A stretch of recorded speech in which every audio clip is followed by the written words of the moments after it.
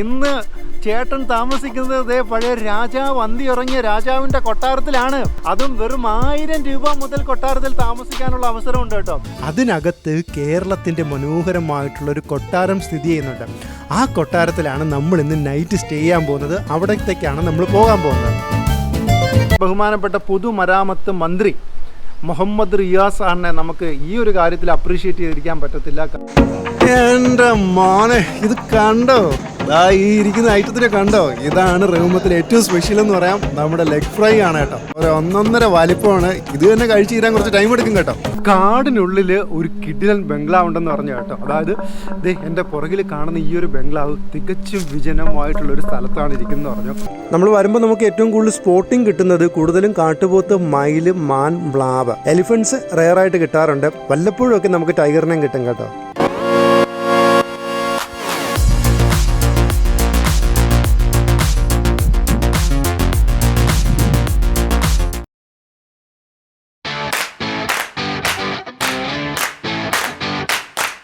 Hello, hi. എങ്ങനെയുണ്ട് എൻ്റെ ബാക്കിൽ ആംബിയൻസ്? അടിപൊളിയല്ലേ? ഒരു വാൾപേപ്പർ വെട്ടി വെച്ചതുപോലെ ഉണ്ടല്ലേ, ഗ്രീൻ സ്ക്രീൻ ഇട്ടതുപോലെ ഉണ്ട്. എന്തായാലും welcome back to Sabari the traveller. Sabari വർക്കലയാണ്. സോ ഈ കാണുന്നത് പാലക്കാടിൻ്റെ നെന്മാറയോ കൊല്ലങ്കോടോ അല്ലെങ്കിൽ ആലപ്പുഴയുടെ കുട്ടനാടോ ഒന്നുമല്ല. ഇത് നമ്മുടെ ചെങ്കോട്ടയാണ്. ചെങ്കോട്ടയിലാണ് മക്കളെ ഇത്രയും നല്ല പാടങ്ങളുള്ളത്. ഇത് ഞാനിങ്ങ് എടുക്കുക. ഇതിൻ്റെ ഏരിയൽ വ്യൂ നിങ്ങളെ ഒന്ന് കാണിച്ച് കൊതിപ്പിക്കും ഞാൻ. അതൊന്ന് കണ്ടിട്ട് വായോ.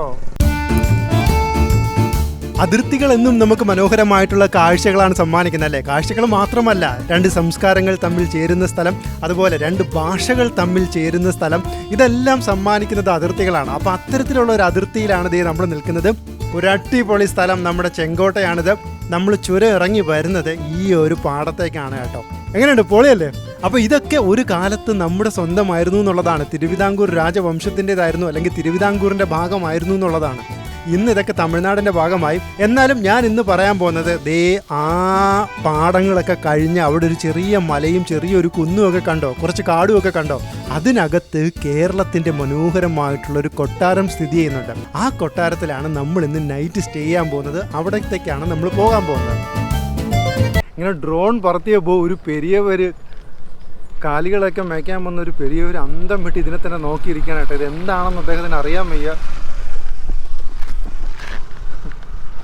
உங்களை என்ன இதுதானே பார்த்துட்டு இருந்த? அம்மா, இது என்ன தெரியுமா?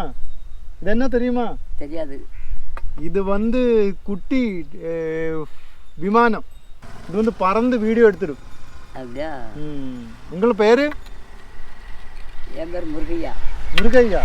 അപ്പോൾ ഫസ്റ്റ് സ്പോട്ടിലേക്ക് നമ്മൾ പോകാൻ പോവുകയാണ്. ഇവിടുത്തെ കാഴ്ചകളൊക്കെ ഇഷ്ടപ്പെട്ടെന്ന് വിചാരിക്കുന്നു. ഫസ്റ്റ് നമുക്ക് പോയി ബ്രേക്ക്ഫാസ്റ്റ് കഴിക്കാം. അവിടെ ഞാൻ സ്ഥിരം ബ്രേക്ക്ഫാസ്റ്റ് കഴിക്കുന്ന ഒരു കുഞ്ഞ് കടയുണ്ട് കേട്ടോ. അപ്പോൾ നമുക്ക് ഫസ്റ്റ് അവിടെ പോയിട്ട് ആ ബ്രേക്ക്ഫാസ്റ്റ് ഒന്ന് എക്സ്പീരിയൻസ് ചെയ്യാം.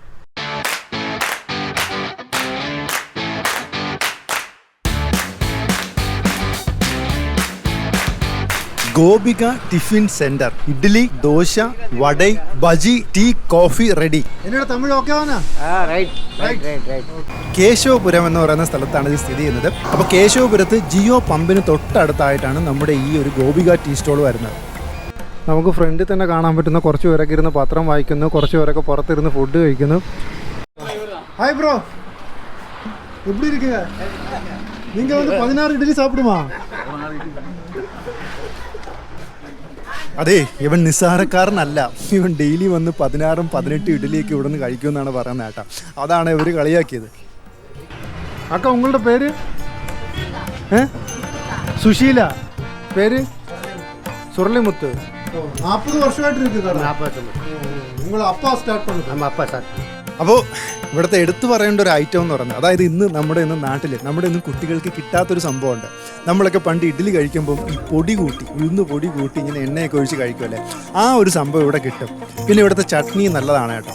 അതെ, രാവിലെ ഇവിടുത്തെ ആൾക്കാരൊക്കെ വന്ന് കഴിക്കുകയാണ്.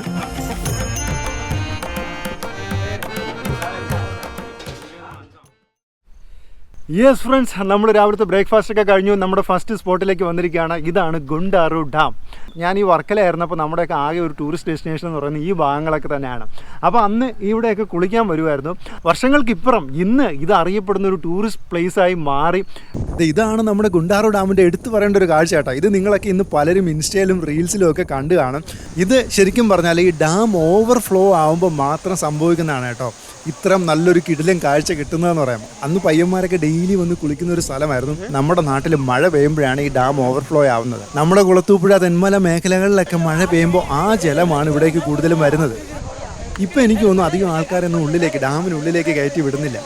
അപ്പോൾ തെങ്കാശിയിലോ ചെങ്കോട്ടയിലേക്കൊക്കെ വരുന്നവർ മസ്റ്റായിട്ട് വിസിറ്റ് ചെയ്യേണ്ട ഒരു പ്ലേസാണ് ഈ ഗുണ്ടാറു ഡാം എന്നുള്ളത്. ഇതിന് തൊട്ട് മുകളിലായിട്ട് ജീപ്പിൽ പോയാൽ ഒരു പ്രൈവറ്റ് വാട്ടർഫോൾസ് ഉണ്ട്. അവിടെ നമുക്ക് കുളിക്കാൻ പറ്റും കേട്ടോ. നമ്മുടെ കേരളത്തിൽ നിന്ന് തമിഴ്നാട് ബോർഡറിലേക്ക് കടക്കുമ്പോൾ ഏറ്റവും കൂടുതൽ കാണാൻ പറ്റുന്ന ബോർഡ് ഇതാണ്, കേരള പാലസ്. അപ്പോൾ തമിഴ്നാട്ടിലാണെങ്കിലും കേരളത്തിൻ്റെ ഉത്തരവാദിത്വത്തിലുള്ള കേരളം നടത്തിപ്പിക്കുന്ന ഒരു കൊട്ടാരത്തിലാണ് നമ്മളിന്ന് സ്റ്റേ ചെയ്യുന്നത്. ആ കൊട്ടാരത്തിൻ്റെ വിശേഷങ്ങളിലേക്കാണ് ഇനി നമ്മൾ കടക്കാൻ പോകുന്നത് കേട്ടോ.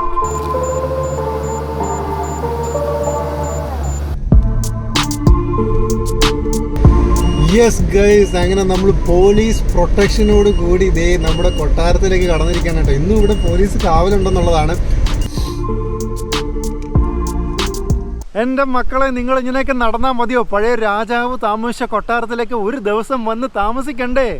ഇന്ന് ചേട്ടൻ താമസിക്കുന്നത് പഴയ രാജാവ് അന്തിയുറങ്ങിയ രാജാവിൻ്റെ കൊട്ടാരത്തിലാണ്. ഇത് എവിടെയാണെന്ന് അറിയണ്ടേ? അപ്പോൾ അത്രയും മനോഹരമായിട്ടുള്ളൊരു കൊട്ടാരത്തിൽ നിങ്ങൾക്കും താമസിക്കാനൊരു അവസരം, അതും വെറും 1000 രൂപ മുതൽ കൊട്ടാരത്തിൽ താമസിക്കാനുള്ള അവസരമുണ്ട് കേട്ടോ. ധനുഷിൻ്റെ ഒരു ഇഷ്ടപ്പെട്ട ലൊക്കേഷനാണെന്നാണ് പറയുന്നത്. ധനുഷിൻ്റെ പൊട്ടാസ് എന്ന് പറയുന്ന ഒരു ഫിലിം ഇവിടെയാണ് ഷൂട്ട് ചെയ്തത്. അത് കഴിഞ്ഞിട്ട് ഇപ്പോൾ റീസെൻ്റ്ലി ധനുഷ് വന്ന് ഏതോ ഒരു പടത്തിൻ്റെ ഷൂട്ടിങ്ങിന് ലൊക്കേഷനൊക്കെ നോക്കിയിട്ട് പോയായിരുന്നു. തമിഴ് ഫിലിം ഇൻഡസ്ട്രിയുടെ ഒരു ഇഷ്ടപ്പെട്ട ലൊക്കേഷനും കൂടിയാണ് നമ്മുടെ ഈ കേരളത്തിൻ്റെ സ്വന്തം കൊട്ടാരം എന്ന് പറയാം. ഈ കൊട്ടാരം സ്ഥിതി ചെയ്യുന്നതെന്ന് പറയുന്നത് ഇപ്പോൾ നമ്മുടെ തമിഴ്നാട്ടിലെ തെങ്കാശി ജില്ലയിലാണ്, കുറ്റാലത്താണ് ഈ ഒരു കൊട്ടാരം ഇങ്ങനെ നിലകൊള്ളുന്നതെന്ന് പറയാം.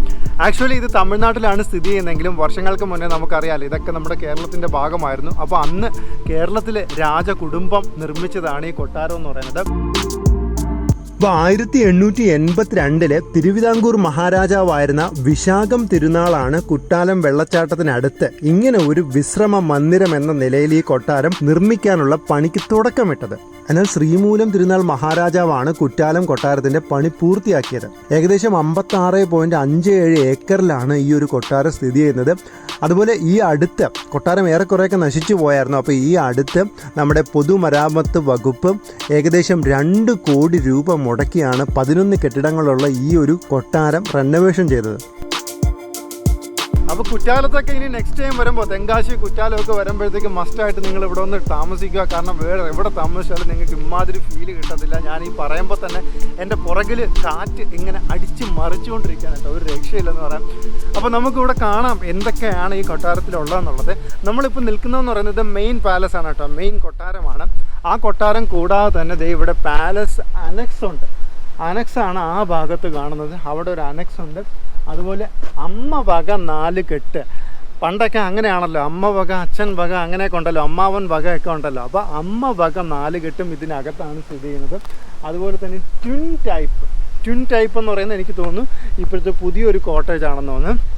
ദെൻ കൂലി ലൈൻ കണ്ടോ, കൂലി ലൈൻ എന്ന് പറയുന്നത് അന്നത്തെ കാലത്ത് ഈ കൊട്ടാരത്തിലെ ജോലിക്കാർ താമസിച്ചിരുന്നതായിരിക്കാം കേട്ടോ. അപ്പോൾ ആ കൂലിക്കാർ താമസിച്ചിരുന്ന ലൈൻ ആയിരിക്കാം ഈ കൂലി ലൈൻ എന്ന് പറയുന്നത്. അതുമൊക്കെ ഇതിനകത്തുണ്ട് കേട്ടോ. നമ്മളങ്ങനെ കൊട്ടാരത്തിനകത്തേക്ക് കയറിയിരിക്കുകയാണ് കേട്ടോ. അകത്തേക്ക് കയറുമ്പോൾ തന്നെ ഫസ്റ്റ് നമ്മൾ കാണുന്നത് അതിവിശാലമായിട്ടുള്ളൊരു ഹോളാണ്. ഇത് അന്നത്തെ കാലത്ത് പറയുന്നതെന്ന് പറയുന്നത് ദർബാർ എന്നാണ് കേട്ടോ. ദർബാർ ഹോൾ എന്നൊക്കെ നമ്മൾ കേൾക്കാറില്ലേ? അപ്പോൾ ദർബാറിലാണ് നമ്മളിപ്പോൾ നിൽക്കുന്നത്. ദർബാർ കഴിഞ്ഞ് ഇതേ അകത്തേക്ക് വരുമ്പോൾ നമ്മൾ കാണുന്നതെന്ന് പറയുന്നത് ഇവിടെ ഇടനാഴിയാണ്. നീണ്ട ഒരു ഇടനാഴി. ഇവിടെ നിന്ന് അങ്ങേയറ്റം വരെ ഗ്ലാസ് ഒക്കെ ഇട്ട് അടിപൊളിയാക്കി സെറ്റ് ചെയ്ത് വെച്ചിട്ടുണ്ട്. ഇതിൻ്റെ ഒരു നീളം തന്നെയാണ് എന്നെ ശരിക്കും അതിശയിപ്പിക്കുന്നത് കേട്ടോ. അതായത് ഈ ദർബാറിൽ നിന്ന് നേരെ കിച്ചണിലേക്ക് നീളുന്നതാണ് ഈ ഒരു ഇടനാഴി എന്ന് പറയുന്നത്.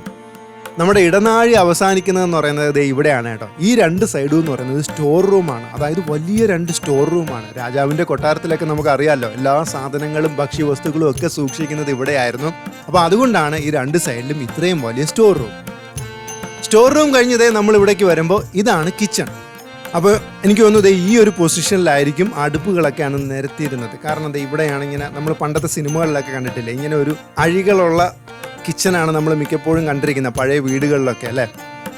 അതായത് നമ്മൾ കയറി വന്ന ആ ഒരു സ്ട്രക്ചർ നേരെ കിച്ചണിലൂടെ പുറത്തിറങ്ങുമ്പോൾ നമുക്ക് കാണാൻ പറ്റും കേട്ടോ. ഏറ്റവും ആദ്യം നമ്മൾ അവിടെ കയറി, അവിടെ നമ്മുടെ ദർബാർ കഴിഞ്ഞ് ഇടനാഴിയിലൂടെ നടന്ന് നേരെ നമ്മൾ സ്റ്റോർ റൂമും കഴിഞ്ഞ് നേരെ കിച്ചണിൽ വന്നു. ഫുള്ള് നമുക്ക് ഈ ഒരു പൊസിഷനിൽ നിന്നാലാണ് നമ്മൾ വന്ന വഴി കംപ്ലീറ്റ് നമുക്ക് കാണാൻ പറ്റുന്നത്. യെസ്, അടുത്തതായിട്ട് നമ്മൾ വന്നിരിക്കുന്നതെന്ന് പറയുന്നത് ഈ കൊട്ടാരത്തിൻ്റെ തന്നെ തൊട്ടടുത്ത് നിൽക്കുന്ന അമ്മ വക 4 കെട്ട്. അപ്പോൾ ഇവിടെയും നമുക്ക് സ്റ്റേ ചെയ്യാൻ പറ്റും. ഞാൻ പറഞ്ഞല്ലോ ഒരുപാട് ഓപ്ഷൻസ് ഉണ്ട് ഈ കൊട്ടാരത്തിനകത്ത്, അവിടെയൊക്കെ നമുക്ക് സ്റ്റേ ചെയ്യാൻ പറ്റും. അപ്പോൾ ഇത് നമുക്ക് ജസ്റ്റ് അകത്ത് കയറി ഒന്ന് കാണാം. നമ്മൾ കയറി വരുമ്പോൾ തന്നെ ദേ ഇവിടെ 2 റൂമായിട്ട് ഇങ്ങനെ സ്പ്ലിറ്റ് ചെയ്തിട്ടുണ്ട്. അതായത് ഒരു റൂമിനകത്ത് തന്നെയാണ് വേറൊരു റൂം. ഇവിടെ മൊത്തം 1, 2, 3, 4 പേർക്ക് കിടക്കാൻ പറ്റും കേട്ടോ. 4 ബെഡ് ഇട്ടിട്ടുണ്ട്. ദേ വാഷ്റൂമൊക്കെ അത്യാവശ്യം വലുപ്പമുണ്ട്, നല്ല ക്ലീൻ ആണെന്ന് പറയാം. അത് കഴിഞ്ഞ് നമ്മളിതേ ആ റൂമിൽ നിന്ന് പുറത്തേക്ക് ഇറങ്ങുമ്പോൾ ഇവിടെ ഒരു ചെറിയ 4 കെട്ടുണ്ട്.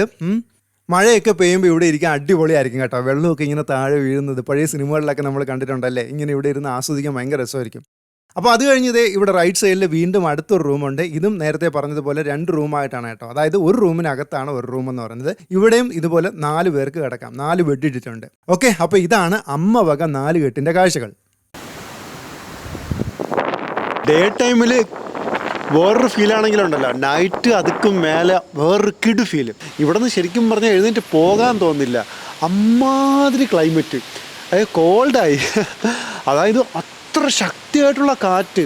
അപ്പോൾ വർഷങ്ങൾക്ക് മുന്നേ നിറയെ പരിചാരകങ്ങളും കൊട്ടാരം കാവൽക്കാരും സൈനികരും അതുപോലെ അന്തപുരത്ത് നിറയെ ആൾക്കാരും ഒക്കെ ഉണ്ടായിരുന്ന ഈ കൊട്ടാരത്തിൽ ഞാൻ ഇന്ന് ഒറ്റയ്ക്ക് രാത്രി ഈ കൊട്ടാരത്തിൻ്റെ അധിപനായിട്ട് അന്തി ഉറങ്ങാൻ പോവുകയാണ്. ഓക്കെ, അപ്പോൾ ഗുഡ് നൈറ്റ്. ഓ എൻ്റെ അമ്മ, രാവിലെ എഴുന്നേക്കുമ്പോണ്ടല്ലോ അതെ ഇതാണ് ഈ കൊട്ടാരത്തു നിന്നുള്ള വ്യൂ എന്ന് പറയുന്നത്.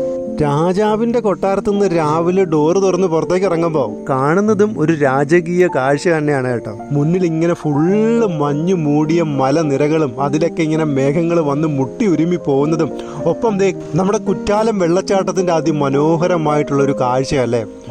ഈ കൊട്ടാരത്തിൽ വന്നപ്പോൾ മുതൽ ഞാനിങ്ങനെ ഇതിനെന്തോ ഒരു വ്യത്യാസം ഉണ്ടെന്നുള്ളത് ഇങ്ങനെ ചിന്തിക്കുകയായിരുന്നു കേട്ടോ. സാധാരണ നമ്മൾ ബ്രിട്ടീഷ് ബംഗ്ലാവുകളൊക്കെ ചെയ്യുന്ന ആണല്ലോ. അപ്പോൾ പിന്നെ ഞാൻ സെർച്ച് ചെയ്തപ്പോഴാണ് എനിക്ക് മനസ്സിലായത്, അതായത് ഈ കൊട്ടാരത്തിൻ്റെ പിന്നിൽ, നിർമ്മാണത്തിൻ്റെ പിന്നിൽ പ്രവർത്തിച്ചിരിക്കുന്നതെന്ന് പറയുന്നത് യൂറോപ്യൻ എഞ്ചിനീയർമാരാണ്. അന്നത്തെ കാലത്ത് ഇവിടുത്തെ യൂറോപ്യൻ എഞ്ചിനീയർമാരായിരുന്നു. അതാണ് ഈ കൊട്ടാരത്തിൻ്റെ ഒരു ചെറിയ വ്യത്യാസം കേട്ടോ കൺസ്ട്രക്ഷനിൽ. ഇപ്പോൾ ഈ കൊട്ടാരത്തിൽ നിന്ന് ഇറങ്ങുമ്പോൾ ഞാൻ ഓർമ്മിപ്പിക്കുന്ന ഒരു കാര്യം എന്ന് പറയുന്നത്, ഇവിടെ ഉണ്ടായിരുന്ന 2 ഉദ്യോഗസ്ഥരാണ് കേട്ടോ, ഇസ്മായിലും മനോജും. അവർ വളരെ ആത്മാർത്ഥമായിട്ട് വളരെ സന്തോഷത്തോടു കൂടിയാണ് ഗസ്റ്റിനെ വരവേൽക്കുന്നത്, കൊട്ടാരത്തെക്കുറിച്ച് പറഞ്ഞു തരുന്നത്, കാഴ്ചകളൊക്കെ കാണിച്ചു തരുന്നത്. അപ്പോൾ ഇവരെ പോലുള്ള ഉദ്യോഗസ്ഥർ എല്ലാ PWD ഗസ്റ്റ് ഹൗസിലും ഉണ്ടാകട്ടെ എന്നുകൂടി ആശംസിക്കുകയാണ്. അപ്പോൾ ഇതിൻ്റെ ബുക്കിംഗ് വരുന്നു എന്ന് പറയുന്നത് നമ്മുടെ കേരള PWD റെസ്റ്റ് ഹൗസ് ബുക്കിങ്ങിലാണ്. ബഹുമാനപ്പെട്ട പൊതുമരാമത്ത് മന്ത്രി മുഹമ്മദ് റിയാസ് സാറിനെ നമുക്ക് ഈ ഒരു കാര്യത്തിൽ അപ്രീഷിയേറ്റ് ചെയ്തിരിക്കാൻ പറ്റത്തില്ല. കാരണം നമുക്ക് ഏതൊരു സാധാരണക്കാരനും താമസിക്കാൻ പറ്റുന്നതിൽ PWD ഗസ്റ്റ് ഹൗസുകളൊക്കെ മാറ്റി എന്നുള്ളതാണ്. വെറും 400 രൂപ മുതൽ നമുക്ക് സ്റ്റേ ചെയ്യാൻ പറ്റും. ഇപ്പോൾ ഈ കൊട്ടാരത്തിൽ പോലും നമുക്ക് 10,000-ങ്ങളോ ലക്ഷങ്ങളോ ഒന്നും കൊടുക്കണ്ട. നമുക്കൊരു 1000 റുപ്പീസ് തൊട്ട് ഇവിടെ സ്റ്റേ ചെയ്യാൻ പറ്റും. ഇതിൻ്റെ അനക്സ് ഉണ്ട്, അതിൻ്റെ പല പല കെട്ടിടങ്ങളുണ്ട്. മെയിൻ കൊട്ടാരത്തിലാണെങ്കിൽ ഇത് 3500 റുപ്പീസിന് നമുക്ക് താമസിക്കാൻ പറ്റും. അതിവിശാലമായ കൊട്ടാരം, അതിവിശാലമായ റൂം, രാജാവിനെ പോലെ ഒരു ദിവസം സ്റ്റേ ചെയ്യാം. യെസ്, അപ്പോൾ ഇത്രയും മനോഹരമായ കൊട്ടാരത്തിൻ്റെ കാഴ്ചകളും കൊട്ടാരത്തിൻ്റെ വിശേഷങ്ങളും ഒക്കെ നിങ്ങൾക്ക് ഇഷ്ടപ്പെട്ടെന്ന് വിചാരിക്കുന്നു. ഇനി തൽക്കാലം നമ്മൾ അങ്ങോട്ട് ബൈ ബൈ പറഞ്ഞ് ഇറങ്ങുകയാണ് കേട്ടോ. അടുത്ത നമ്മൾ ഫുഡ് അടിയാണ്. അതായത് തെങ്കാശിയിലോ ചെങ്കോട്ടയിലൊക്കെ വന്നാൽ ഉച്ചയ്ക്ക് എവിടെ നിന്ന് ഫുഡ് അടിക്കണമെന്ന് ചോദിച്ചാൽ അതിനൊരൊറ്റ ഓപ്ഷനേ ഉള്ളൂ കേട്ടോ. അതാണ് നമ്മുടെ ചെങ്കോട്ട ബോർഡർ ബറോട്ട കട, അതായത് ഹോട്ടൽ റഹ്മത്ത് എന്ന് പറയും. ചെറിയൊരു ആരാധകരാണ്. നിലമേലാണ് വീട്. എവിടെ? നിലമേല്. ആ ഓക്കെ, നിലമേല്. ഒന്ന് പരിചയപ്പെടുത്തിയ. ഹായ്. എവിടെന്നാ നിങ്ങള്? ഞങ്ങള് നിലമേന്നാണ്. ഞങ്ങള് ദുബായ് സെറ്റിൽഡ് ആണ്. ആ ഓക്കെ. ഒരു വീഡിയോയും ഇവിടത്തില്ല, ഫുള്ള് വീഡിയോയും ഓ എനിക്ക് എന്റെ സൗണ്ടാണ് അവരെ വീട്ടിൽ ഏറ്റവും കൂടുതൽ കേൾക്കുന്നത് കേട്ടോ. ഇതിലിപ്പോ ഇനിയിപ്പോ ബിരിയാണി കഴിച്ചില്ലെങ്കിലും കുഴപ്പമില്ല. എന്തായാലും ഇവിടെ വെച്ച് തന്നെ പരിചയപ്പെടാൻ പറ്റിയത് വളരെയധികം സന്തോഷം. അപ്പൊ വീണ്ടും നമുക്ക് കാണാം.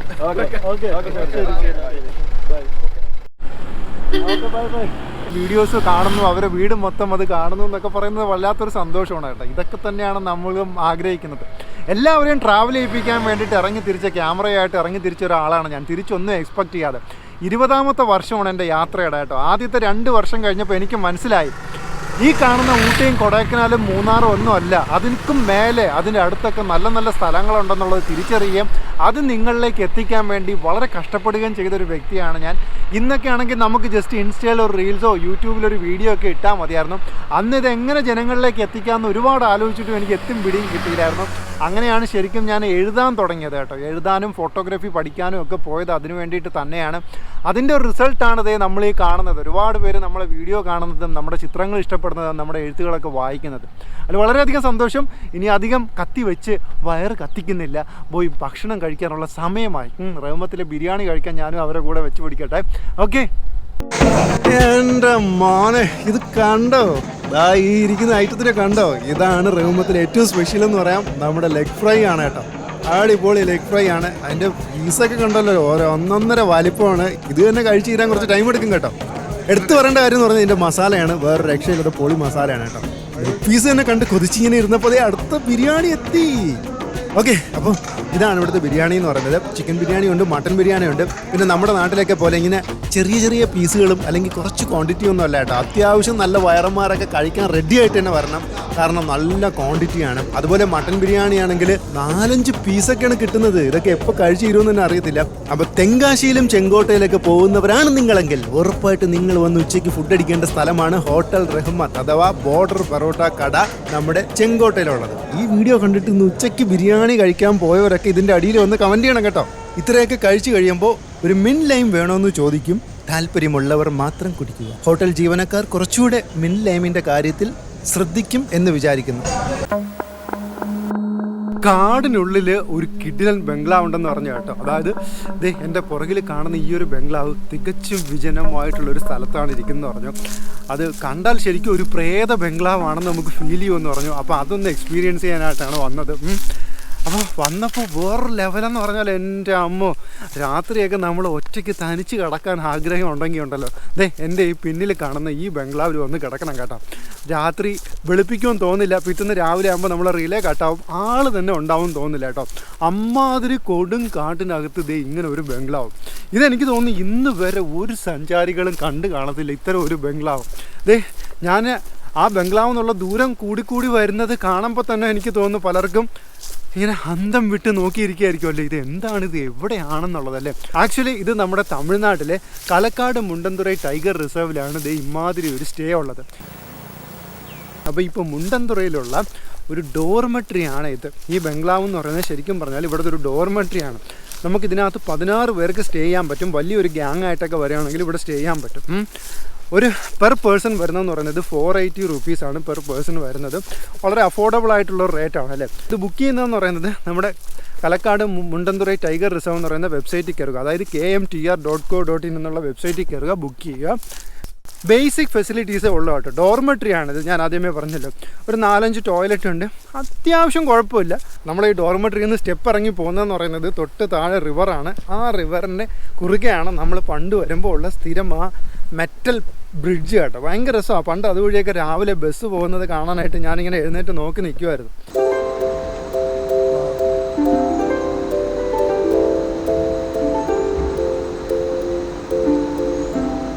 ദേ ഇതാണ് ആ പഴയ ഇരുമ്പ് പാലം, കണ്ടോ? ഇതിൻ്റെ ഓപ്പോസിറ്റാണ് ദേ ഇപ്പോൾ ഇതിന് പാരലായിട്ട് അപ്പുറത്ത് നമ്മുടെ കോൺക്രീറ്റ് പാലം വന്നിട്ടുണ്ട്. പണ്ട് ഇതുവഴിയൊക്കെ ബസ് പോകുന്നതൊക്കെ ഭയങ്കര അതിശയമായിരുന്നു നമുക്ക്. നമ്മുടെ താമരഭരണി റിവറിന് കുറുകെയാണ് ഈ ബ്രിഡ്ജ് കേട്ടോ. ഇന്ന് ഈ ബ്രിഡ്ജ് ഒരു അവശേഷിപ്പ് മാത്രമായി. വർഷങ്ങൾക്കൊക്കെ മുന്നേ നിരവധി ബസ്സുകളൊക്കെ ഓടിയിരുന്ന ഒരു പാലമാണ്.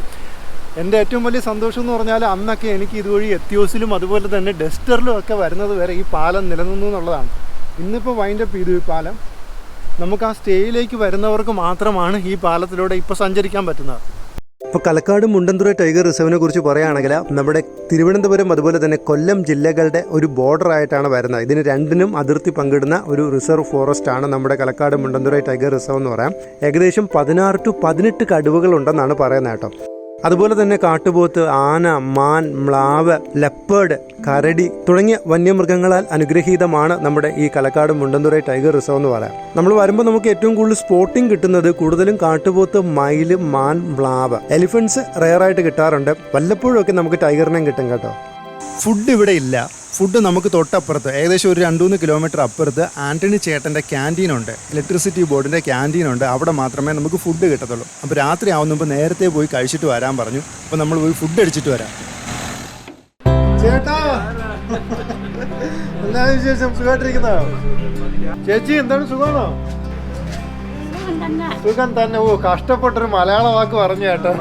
ഇതാണ് നമ്മുടെ ആൻ്റണി ചേട്ടൻ കേട്ടോ. അതായത് നമ്മുടെ ഈ മുണ്ടൻതുറയിൽ വന്നാലും നിങ്ങൾക്ക് ആകെ ഫുഡ് കഴിക്കാൻ പറ്റുന്ന ഒരേ ഒരു ഇടം എന്ന് പറയുന്നത് ആൻ്റണി ചേട്ടൻ്റെ ക്യാൻറ്റീനാണ്. ഇവിടെ വന്നാൽ മാത്രമേ നിങ്ങൾക്ക് ഫുഡ് കിട്ടത്തുള്ളൂ, വേറെ എവിടെയും ഫുഡ് കിട്ടത്തില്ല. പിന്നെ ചേട്ടൻ മാസത്തിൽ ഒരു 5 തവണയെങ്കിലും എന്നെ മോനെന്ന് വിളിക്കും. ഒരു 5 കോളെങ്കിലും എന്നെ ചെയ്ത് മോനെ എപ്പോഴും ഇരിക്കും. നീയല്ലേ അവിടെ എല്ലാം തിരുവനന്തപുരം മുഴുവനും അവിടെ ഉള്ള ആൾക്കാരൊക്കെ വന്ന് അന്തോണി ചേട്ടൻ ഉണ്ടാകുന്ന അവിടെ നിന്ന് ചോദിക്കും. അപ്പം ഞാൻ നെറ്റ് നോക്കും, ഞാൻ അവിടെ ഇരിക്കുന്നു ഓടി വരും എല്ലാവരും. എൻ്റെ യാത്രയിലെ ഏറ്റവും വലിയ സന്തോഷം ഇതാണ് കേട്ടോ. ലോകത്തിൻ്റെ പല കോണുകളിലും നമ്മളെ ഓർത്ത് നമ്മളോട് സ്നേഹമുള്ള ഒരുപാട് ആൾക്കാർ ഇന്നും ജീവിച്ചിരിപ്പുണ്ടെന്നുള്ളതാണ്. ഇന്നും അന്യം നിന്ന് പോകുന്ന ഒരു കാര്യമാണ് ഈ സ്നേഹം, മനുഷ്യത്വം എന്നൊക്കെ പറയുന്നത് അല്ലേ. അന്നത്തെ കാലത്ത് ഞാനൊക്കെ യാത്ര ചെയ്യുമ്പോൾ നമുക്ക് എന്തെങ്കിലുമൊക്കെ ഒരു അപകടം പറ്റിയാൽ ആരെയും വിളിക്കാനൊന്നുമില്ല. പ്രത്യേകിച്ച് ഇത്തരം ഒറ്റപ്പെട്ട സ്ഥലങ്ങളിലേക്കാണ് ഞാൻ യാത്രികരെയൊക്കെ പറഞ്ഞു വിടുന്നത്. ഈ ഗൂഗിൾ മാപ്പ് പോലും ഇല്ലാത്ത കാലത്തെക്കുറിച്ചാണ് ഞാൻ പറയുന്നത് കേട്ടോ. അപ്പോൾ എന്നെ യാത്രകൾ വീണ്ടും പോകാൻ പ്രേരിപ്പിക്കുന്നത് സ്ഥലങ്ങൾ മാത്രമല്ല, അവിടെ കണ്ടുമുട്ടുന്ന മനുഷ്യരും കൂടിയാണ്. അതിന് ഏറ്റവും വലിയ എക്സാമ്പിളാണ് നമ്മുടെ അന്തോണി ചേട്ടൻ എന്ന് പറയുന്നത് കേട്ടോ. രാത്രി ഫുഡ് അടിച്ചിട്ട് നമ്മൾ തിരിച്ച് ഡോർമെട്രിയിലെത്തി കേട്ടോ. എൻ്റെ അമ്മ എന്നാ ഫീല് നോക്കല്ലേ, ഒരു രക്ഷയില്ല കേട്ടോ. ശരിക്കും ഒരു ഹൊറർ ഫീല്. നമ്മുടെ പഴയ ഹൊറർ സിനിമകളിലൊക്കെ ഇത്തരം ബംഗ്ലാവുകൾ ഇങ്ങനെ ഒഴിഞ്ഞ പ്രദേശങ്ങൾ അല്ലെങ്കിൽ വിജനമായ പ്രദേശങ്ങളിലൊക്കെ കണ്ടിട്ടുണ്ടല്ലേ, അതാണ് ഇവിടെ നിൽക്കുമ്പോൾ നമുക്ക് ഫീൽ ചെയ്യുന്നത് കേട്ടോ.